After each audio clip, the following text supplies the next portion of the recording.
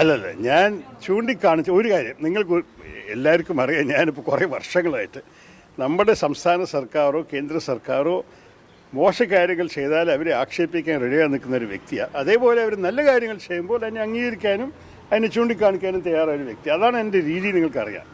ഇത് ഞാൻ ആദ്യം ഗ്ലോബൽ സ്റ്റാർട്ടപ്പ് ഇക്കോസിസ്റ്റം റിപ്പോർട്ട് വായിക്കുമ്പോഴാണ് ഞെട്ടിയിട്ടത് കണ്ടത്. ഇത് സർക്കാരിൻ്റെ ഒരു ഹാൻഡ് ഔട്ട് ആയിട്ടല്ല ഞാൻ കണ്ടത്.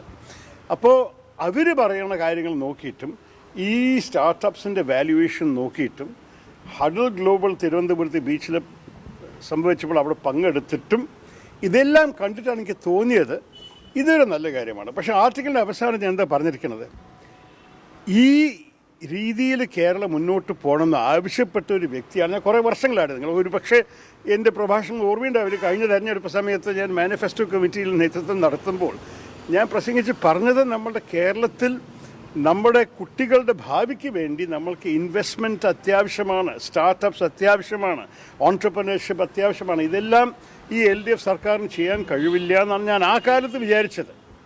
അതുമാത്രമല്ല, നമ്മൾക്ക് 2 വർഷം മുമ്പ് വരെ കേരളം ഇന്ത്യയുടെ 29 സംസ്ഥാനത്തിൽ 28ാമത്തെ സ്ഥാനം ഒരു വർഷവും, അതിന് മുമ്പിൽ 28 സംസ്ഥാന റാങ്കിങ് ഉണ്ടായിരിക്കുമ്പോൾ 26ാമത്തെ സ്ഥാനവുമായിരുന്നു കേരളം. അപ്പോൾ അതിൽ നിന്ന് പോയി ചാടിയിട്ട് 1ാം സ്ഥാനം എത്തുന്നത് അതിനെ നമ്മൾ കണ്ട് അംഗീകരിക്കാൻ സാധിക്കില്ല എന്ന് എൻ്റെ വിശ്വാസം. നമ്മൾ അഥവാ കേരളത്തിൻ്റെ ഭാവിയെക്കുറിച്ച് സീരിയസ് ആണെങ്കിൽ നമ്മൾ രാഷ്ട്രീയത്തിന് അതീതമായിട്ട് ചില കാര്യങ്ങൾ കാണണം. ഞാൻ എപ്പോഴും പറയുന്നൊരു കാര്യമാണ്, കേരളക്കാർ രാഷ്ട്രീയം കൂടുതൽ കണ്ടിട്ടുണ്ട്, വികസനം കണ്ടത് പോരാ. വികസനം കാണണമെന്നുണ്ടെങ്കിൽ നമ്മൾക്ക് ഇതിലെല്ലാറ്റിലും ഒരേ രീതിയിൽ ചിന്തിച്ച് മുന്നോട്ട് പോകണം. അപ്പം ഞാൻ പറഞ്ഞ കുറേ വർഷങ്ങളായി ആവശ്യപ്പെട്ട ഓരോരോ കാര്യങ്ങൾ പെട്ടെന്ന് ഈ 1.5 വർഷം 18 മാസത്തിൻ്റെ കഥയാണ് ഞാൻ എഴുതിയിരിക്കുന്നത്. ഈ 18 മാസത്തിൽ സർക്കാർ ഇതെല്ലാം ചെയ്യാൻ തുടങ്ങിയിട്ടുണ്ടെങ്കിൽ അതിന് ഞാൻ തപ്പ് കൂട്ടിയിട്ട് പറയുന്നു ഇതുപോലെ പോകണം. പക്ഷെ അത് ഞാൻ പറഞ്ഞിട്ടുണ്ട്. ചിലവർ പറയുന്നു ഇതൊക്കെ ഇവർ ഭരിക്കുമ്പോൾ ചെയ്യാൻ തയ്യാറായിരിക്കും, നാളെ ഇലക്ഷൻ തോറ്റാൽ, അടുത്ത വർഷം ഇലക്ഷൻ തോറ്റാൽ ഈ ഒരേ സർക്കാർ വന്നിട്ട് ഇതിനൊക്കെ തടസ്സപ്പെട്ടിട്ട് ചുവന്ന കൊടി കാണിച്ചുകൊണ്ടിരിക്കുന്നതാണ്. അത് ചെയ്യരുത്. ഞാൻ അതുകൊണ്ടാണ് എൻ്റെ എഴുത്തിലത്തെ അവസാനത്തെ പാരഗ്രാഫ് എന്തായിരുന്നു, എല്ലാ പാർട്ടികളും ഈ കാര്യത്തിൽ ഒരേ ഒറ്റക്കെട്ടായിട്ട് നിൽക്കണം. അത് ആര് ഭരിക്കുകയാണെങ്കിലും നമ്മൾക്ക് കേരളത്തിന് ഇതാണ് ആവശ്യം. ഓൺട്രപ്രനർഷിപ്പ് അത്യാവശ്യമാണ്, ഈ സംസ്ഥാനത്തിൽ ഇൻവെസ്റ്റ്മെൻറ്റ് അത്യാവശ്യമാണ്, വികസനം അത്യാവശ്യമാണ്. ഇത് ഞാൻ കുറേ വർഷങ്ങളെ പറയുന്നൊരു കാര്യത്തിൽ എനിക്ക് ഒരു മാറ്റവുമില്ല. ഞാൻ മുമ്പ് പറഞ്ഞ കാര്യം വീണ്ടും ഇന്ന് ഈ റിപ്പോർട്ട് കണ്ടിട്ട് ഈ റിപ്പോർട്ടിൻ്റെ അടിസ്ഥാനത്തിലും കേരളത്തിൻ്റെ പെർഫോമൻസ് കണ്ടിട്ടാണ് ഞാൻ പറഞ്ഞത്. പിന്നെ ഞാനൊരു കോട്ട് വെച്ചത് രാജീവിന് ഞാനത് പറഞ്ഞിട്ടുണ്ട്. ഞാൻ കഴിഞ്ഞ വർഷം വരെ പ്രസംഗിച്ചൊരു ഫിഗറാണ്. അമേരിക്കയിൽ സിംഗപ്പൂരിൽ ഒരു പുതിയ ബിസിനസ് സ്ഥാപിക്കാൻ 3 ദിവസമേ ആവശ്യമുള്ളൂ. ഇന്ത്യയിൽ സ്ഥാപിക്കാൻ ആവറേജ് 114 ദിവസമാണ്, കേരളത്തിൽ സ്ഥാപിക്കാൻ 236 ദിവസമാണ്. ഇത് പറഞ്ഞ് അത് എൻ്റെ തലയിൽ കയറിക്കഴിഞ്ഞൊരു കണക്കായിരുന്നു. പക്ഷേ പെട്ടെന്ന് ഞാനൊരു പ്രഭാഷണം കേട്ടു രാജീവിൻ്റെ, ഇന്ന് കേരളത്തിൽ ബിസിനസ് തുടങ്ങാൻ 2 മിനിറ്റ് മതിയെന്ന്.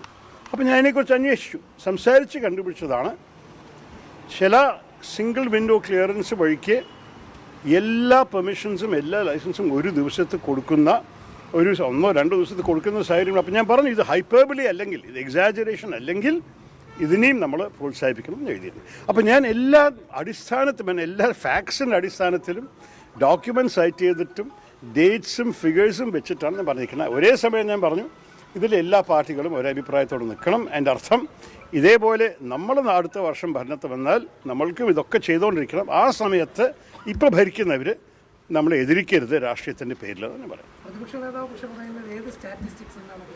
അത് ആർട്ടിക്കിൾ വായിക്കാൻ പറയണം. ഞാൻ എന്നോട് ചോദിച്ചിട്ടില്ല, ഞാൻ ചൂണ്ടിക്കാണിക്കാം.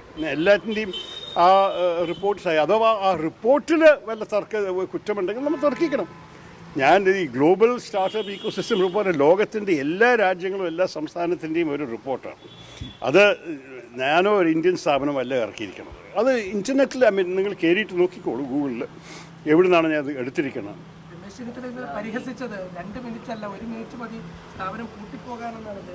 അതൊക്കെ വേറെ കാര്യം. 2 മിനിറ്റ് എനിക്ക് തോന്നി ഇത് കുറച്ചൊരു എക്സാജറേഷനാണ്. പക്ഷേ അതിൻ്റെ ഉദ്ദേശമാണ് നമ്മൾക്ക് സ്വീകരിക്കേണ്ടത്. എൻ്റെ അർത്ഥം 2 മിനിറ്റ് എന്ന് പറയുമ്പോൾ പെട്ടെന്ന് കാര്യങ്ങൾ ചെയ്യാൻ തയ്യാറായി ഒരേ സർക്കാർ ഓരോരോ തടസ്സങ്ങൾ മുമ്പ് കൊണ്ടുവന്നിട്ടാണ് സർക്കാർ ഇങ്ങനെയൊക്കെ ചെയ്യാൻ തയ്യാറാണെങ്കിൽ അതിന്